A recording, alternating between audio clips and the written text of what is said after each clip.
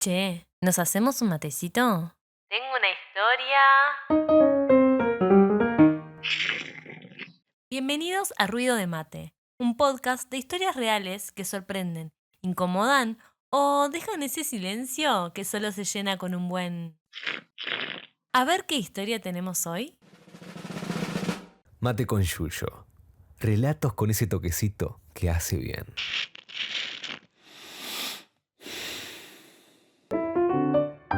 Hola, hola RDMers, ¿cómo están? Hoy venimos con una historia muy especial.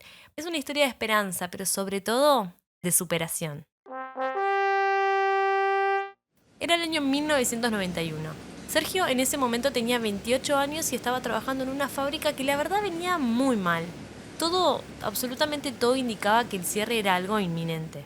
Sergio era titulado en técnico en mecánica y conocía bastante el rubro automotriz, así que movido un poco por su conocimiento y también por las tendencias del mercado, decidió renunciar y le ofreció a su primo abrir un taller de algo que en esa época era un boom: carburación y afinado de motores.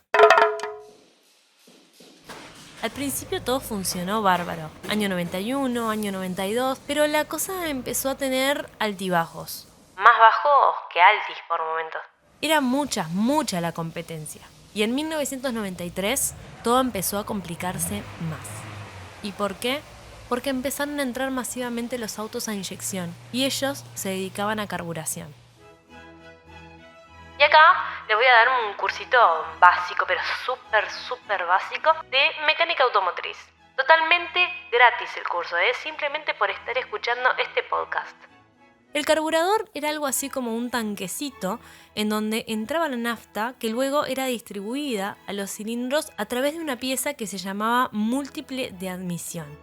En cambio, con la inyección, la nafta va directo de la bomba de inyección a los cilindros.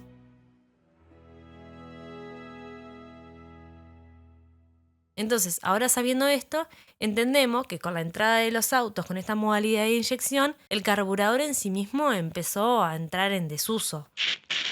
Y por otro lado, en cuanto a la parte eléctrica, los distribuidores estaban dejando de ser mecánicos para pasar a ser electrónicos. Todo esto se traduce en menos trabajo con la carburación y con el encendido. Y para Sergio y su primo, significó un descenso de un 80% a un 20% en muy poco tiempo. Paralelamente, cada uno tenía su familia. El primo estaba solo casado, Recién casado.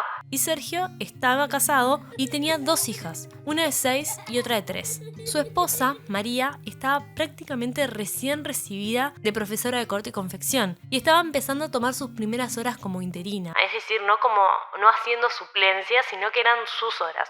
El detalle está en que iba a San José a dar clases. San José es un departamento que está a más o menos 100 y pocos kilómetros de Montevideo. Pero ¿saben qué? A pesar de las malas situaciones que les tocaron vivir, Sergio y María nunca dejaron de sentarse a tomar mate y hablar de lo que soñaban para el futuro. Estudio para sus hijas, una casita a la playa, un auto para salir en familia, pero sobre todo, estabilidad económica. En palabras de Sergio, sin saberlo, entre mate y mate estaban decretando algo. Pero volvemos al taller. La falta de trabajo estaba generando cierto roce entre los primos, así que para evitar males mayores, males familiares y pegar una vuelta de timón que lo sacara de esa situación, Sergio decidió buscar otro trabajo y abrirse del taller. Recuerda que se fue en septiembre de 1995 y ahí empezó a buscar, pero nada. Agarraba changuitas, intentó con un amigo ser distribuidor de productos de salón y de kiosco, pero no funcionó. Después un tío segundo le ofreció que lo ayudara en un trabajo de pinturas y empapelados. Obviamente que aceptó, pero una vez que terminó la obra, se quedó sin trabajo de nuevo. Otra changuita que agarró fue la colocación de cielo raso. La verdad es que no tenía ni idea cómo hacerlo, pero en un mes, que fue lo que duró el trabajo, aprendió a hacerlo. Y fue así, por pura casualidad, que en diciembre de ese mismo año, esperando para entrar en una entrevista de trabajo, se puso a hablar con otro candidato a ser entrevistado y resultó ser que ese muchacho se dedicaba a hacer revestimientos. Así que intentaron emprender algo juntos, pero adivinen qué, no les salió ni un solo cliente. Ese verano, Sergio y su familia no fueron a ningún lado. Se quedaron en su casa nomás, comiendo palta de un árbol que tenían en la casa y arroz. Un arroz que todos los días cocinaban o disfrazaban de alguna manera diferente para que sus hijas no vieran que era siempre la misma comida. Arroz. Para paliar un poco la situación, María fue a pedirle trabajo extra a una amiga que tenía un taller de confección a fazón. A fazón es que te dan todos los materiales para que vos elabores en tu casa y después devuelvas ya los productos hechos. Así fue que María llevaba los pedidos y los materiales a su casa, le dejaba todo preparado lo que había que cortar y lo que había que coser, y Sergio lo hacía durante el día. De esta forma, cuando ella llegaba del trabajo, solamente tenía que hacer las terminaciones más finas y listo. Así pasaron 9 meses. Todos los domingos religiosamente compraba el Gallito Luis. Ese apartado que venía con el diario El País, en donde se publicaban tanto ofertas laborales como ventas de autos, de casa, etc. Ahí él buscaba trabajo o algo en lo que él pudiera presentarse a tener suerte, pero no encontraba nada.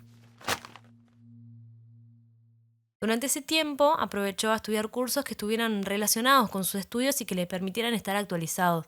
No quería que le volviera a pasar lo mismo que con el taller. Porque obviamente estar sin trabajo lo tenía mal, lo tenía desesperanzado, estresado, pero a pesar de eso nunca dejó de ser consciente de que tenía que seguir formándose, porque si no se iba a quedar atrás. Y acá un datito de color, pero que para Sergio y su familia algo tiene que ver en la historia. La suegra de Sergio, muy devota de Sangono, le dijo que le había pedido al santo para que él consiguiera trabajo y que le prometió que si conseguía, toda la familia iba a ir a su iglesia en Florida, Otro departamento a 100 y pico de kilómetros de Montevideo, a agradecerle en persona. Sergio, la verdad es que no era muy creyente, o sea, prácticamente nada. Pero en la situación que estaba, cualquier ayudita era más que bienvenida. Y acá le voy a dar un pequeño spoiler. No pasó mucho tiempo para que toda la familia fuera a cumplir la promesa de agradecimiento. Un día, un domingo de junio, buscando en el famoso Gallito Luis, encuentra un llamado para un taller mecánico donde lo único que pedían era presentarse al otro día a las 6 de la mañana con el currículum vitae. Pero ese lunes, el frío y la helada eran algo de morirse. Y la verdad es que después de 9 meses de buscar trabajo y ya bastante quemado con que nada le salía, Sergio dijo: No voy nada a las 6, voy a ir a las 9. Como a las 8 y algo, se tomó el ómnibus, se bajó a la parada más cercana y empezó a andar por esa calle que indicaba el anuncio, casi que a las afueras de Montevideo. Caminó derecho, como 8 cuadras, pero no encontró la dirección. Recuerden que era 1995, no había celulares, muchísimo menos Google Maps, ¿verdad? Con esa sensación de ser abatido por la vida una vez más, volvió las 8 cuadras para atrás a tomarse el ómnibus de vuelta a su casa. Pero media cuadra antes de llegar a la parada, había una fábrica. Y él no sabe si fue una cosa del destino, una obra de Sangono, o por la última gota de esperanza que le quedaba de encontrar ese lugar que le ofrecía un trabajo que le cabía a la perfección. Se le dio por entrar a la fábrica a preguntar si conocían esa dirección o ese taller. La recepcionista le dijo: No conozco ningún taller en esta zona, pero ¿qué estabas buscando? Sergio le contestó: Mira, soy mecánico, estoy sin trabajo y venía a presentar este currículum en un taller que hizo un anuncio ayer en el Gallito Luis, pero la verdad es que no lo encontré. Caminé y nada, ahora estoy volviendo y no lo encuentro. Ella le contestó: A ver, préstame el currículum. Dame un momentito que voy a hablar con el ingeniero. A los pocos minutos, un hombre alto, flaco, hijo del alemán dueño de la fábrica, bajó y lo hizo pasar a la oficina. Nosotros estamos precisando gente para mantenimiento porque estamos construyendo una parte de la fábrica. ¿Sabe soldar? Sergio le contestó: Sí, sé soldar, sí. Entonces espéreme un momentito que voy a llamar al ingeniero de mantenimiento. Y llegó otro alemán, Gunther de nombre. Gunther le hizo la entrevista en ese mismo momento. Le preguntó qué sabía hacer, pero específicamente le preguntó. ¿Sabe soldar con máquina TIG? Sergio, con su mayor sinceridad, le respondió: He soldado con todo, incluso con TIC, pero la verdad es que lo hice atrevido. Como saber hacerlo, no sé. El alemán le respondió: Bien, sáquese el carnet de salud mañana y cuando lo tenga, vuelva. Sergio recuerda que eso fue el 25 de junio.